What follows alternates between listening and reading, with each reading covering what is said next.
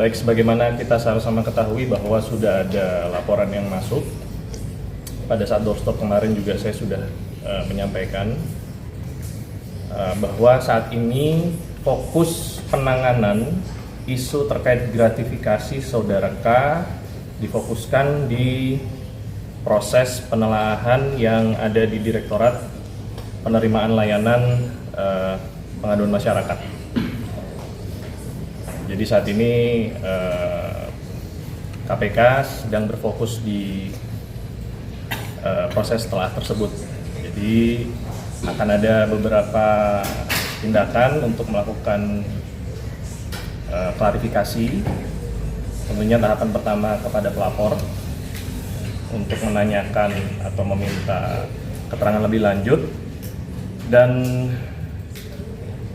mencari dokumen-dokumen pendukung yang dibutuhkan untuk dinilai apakah layak ditindaklanjuti ke tahap berikutnya atau tidak.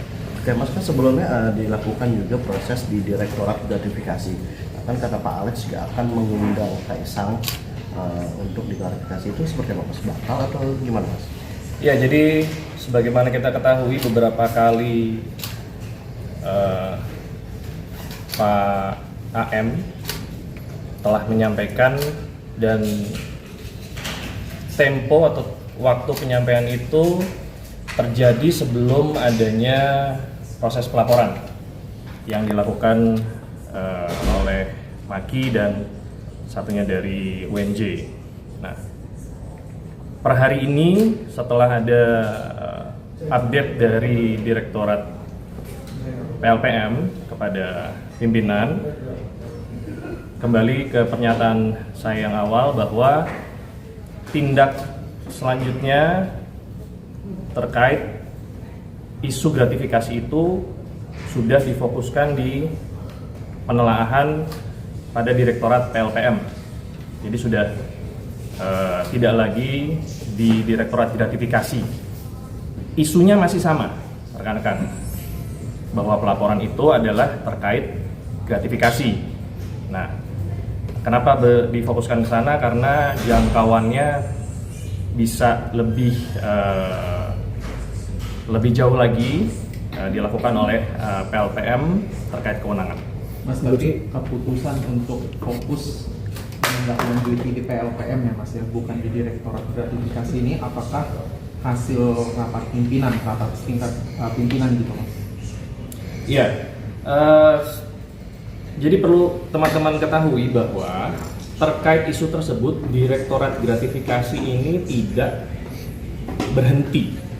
Mereka tetap mengumpulkan data-data, mereka tetap mengumpulkan bahan-bahan untuk disuplai ke teman-teman di Direktorat PLPM.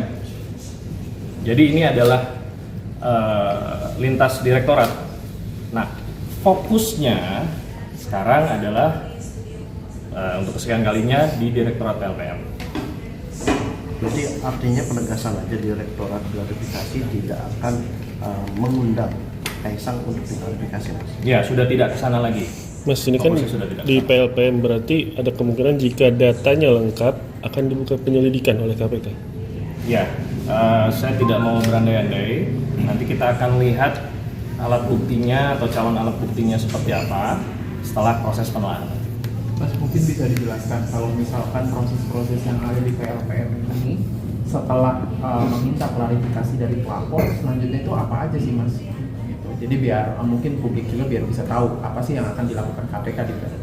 Ya, secara umum pada saat ada pihak yang memberikan laporan atau pengaduan adanya tindak pidana korupsi, maka akan dilakukan verifikasi kurang lebih 1-2 hari. Setelah itu ada proses penelaahan.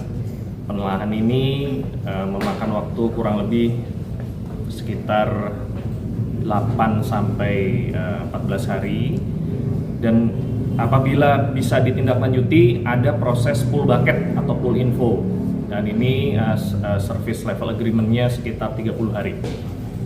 Baru setelah itu diekspos, dipaparkan apakah ini bisa ditindaklanjuti ke tahapan penyelidikan atau masih dibutuhkan dokumen pendukung lainnya atau keterangan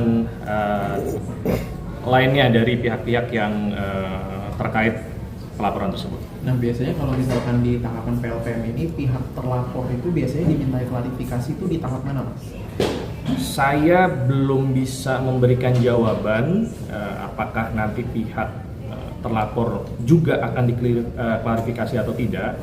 Tapi yang jelas pelapor pasti diklarifikasi atau pihak-pihak terkait mungkin yang diduga ada kaitannya terhadap pelaporan tersebut. Untuk kepastiannya tentunya kita akan tunggu sama-sama nanti prosesnya. Oke, Mas, ini kan sikap KPK berubah drastis, Mas. Sebelumnya berapi-api akan memanggil, terus tiba-tiba direktorat gratifikasi batal.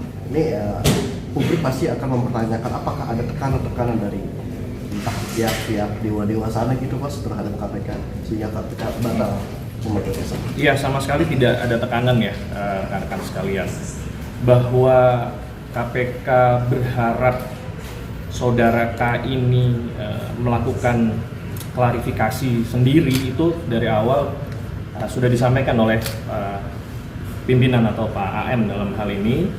Sebenarnya ini juga agar isu ini tidak melebar kemana-mana. Sampai dengan saat ini kita juga masih membuka kesempatan kepada saudara K apabila memang ada niatan untuk melakukan mungkin press release sendiri atau penyampaian kepada publik, itu pun ya bisa dilakukan oleh yang bersangkutan gitu. Jadi bukan berarti menggebu-gebu atau tidak menggebu-gebu.